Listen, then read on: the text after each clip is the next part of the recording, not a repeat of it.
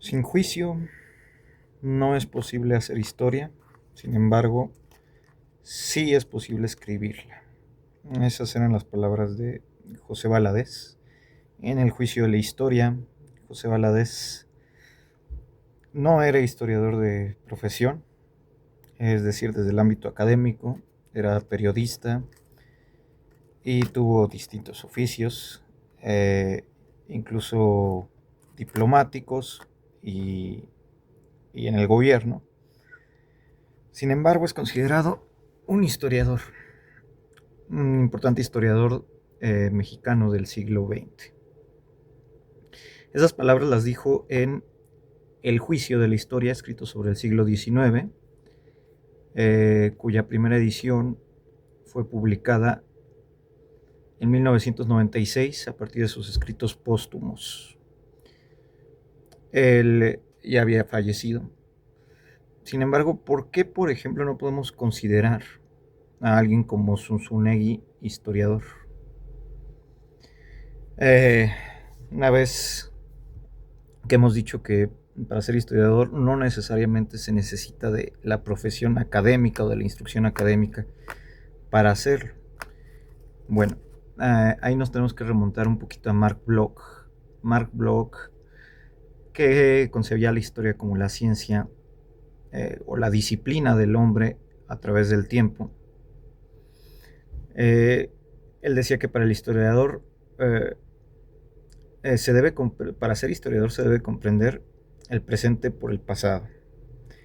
Es decir, no podemos negar el pasado, no podemos negar etapas previas de la historia para tratar de comprender o explicar una etapa actual o la actualidad en sí misma, como lo hace Zunzunegui o como lo pretende hacer Zunzunegui, ¿no? Cuando habla de traumas, refiriéndose a la memoria histórica, una escuela de la historia fundada, bueno, consolidada por Pierre Nora en Francia en el siglo pasado y cuyos aportes van también, pasan por Paul Ricoeur en su libro Memoria, Historia y Olvido. Y ellos consideran que la base de la historia actual, bueno, pues es la memoria histórica. Es decir, en la memoria histórica está prohibido olvidar el pasado. No se le puede nombrar como traumas del pasado a la memoria histórica.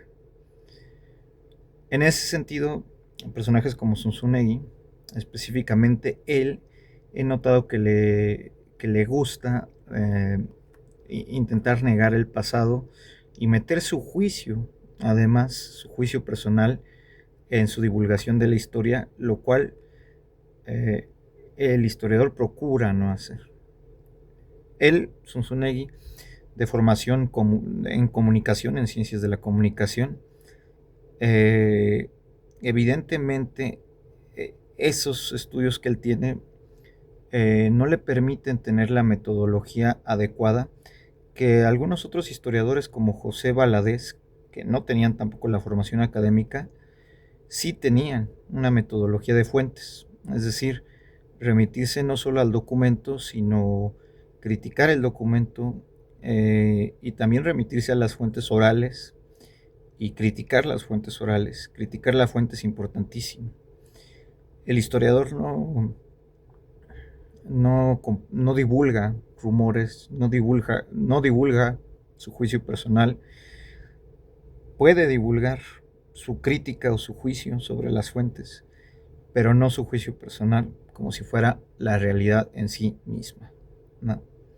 Ejemplo de ello es el discurso de Zunzunegui sobre Porfirio Díaz, donde siempre está metiendo su juicio personal sobre Porfirio Díaz, pero no se remite a las fuentes, no se remite a criticar las fuentes, entonces ahí hay una falta de metodología.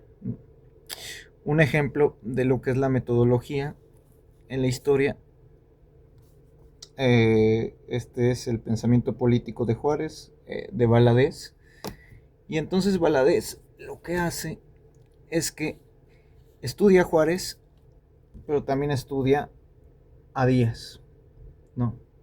por igual. ¿Por qué? Porque no se puede entender a Díaz sin Juárez, así de simple. No se puede entender una etapa posterior sin el estudio de la etapa previa, sin la crítica de fuentes y sin la consulta de fuentes de la etapa previa. Entonces, no se puede negar a Juárez para beneficiar un discurso a favor de Porfirio Díaz. Porque Juárez y Díaz son igual de importantes para entender la historia de México y para entender la actualidad de México. Si te cae bien uno u otro, bueno, eso lo dejas de lado a la hora de divulgar. Porque lo importante para el historiador es revisar todo y no olvidar. Es la memoria histórica, ¿no? Y Valadez lo entendió muy bien, sin una formación académica, sin una formación formal en la historia. Él supo revisar, por ejemplo, la Revolución Mexicana, a través de la breve historia de la Revolución Mexicana, y su obra más extensa, ¿no?, que es la Historia General de la Revolución Mexicana, que no es un imperdible que tendríamos que tener todos los mexicanos en casa, porque no se puede entender el México actual sin la Revolución Mexicana. Nos agrade o no nos agrade la Revolución Mexicana, hay que revisarla, hay que criticarla a través de la fuente, pero no podemos negarla, jamás podemos negarla, ni asumir que la nación actual está construida a través de traumas. La nación mexicana, como todas las demás naciones del mundo, se construye a través de la memoria histórica. Las naciones o los estados que niegan su memoria histórica, básicamente niegan su propia historia. No se puede entender una nación sin su memoria histórica, sin sus monumentos, sin esos lugares de memoria de los que hablaba Pierre Nora, donde se recuerdan los caídos en batalla, donde se recuerdan las guerras, donde se recuerdan las confrontaciones. Porque si olvidas la memoria histórica, si olvidas, por ejemplo, la invasión norteamericana de 1846, la invasión norteamericana de 1914, entonces te explicas por qué hay gente en redes sociales que pide una nueva invasión norteamericana. No. ¿Por qué? Porque es la negación de la memoria histórica. Es la negación de la historia de la nación mexicana, ¿no? Entonces, para concluir, Zunzunegui no es historiador, pero no lo es por su formación académica, sino lo es porque niega la memoria. Así de sencillo. Y sin memoria no hay juicio, y sin juicio no hay historia, decía Valadez. También mencionar a Paul Ricoeur.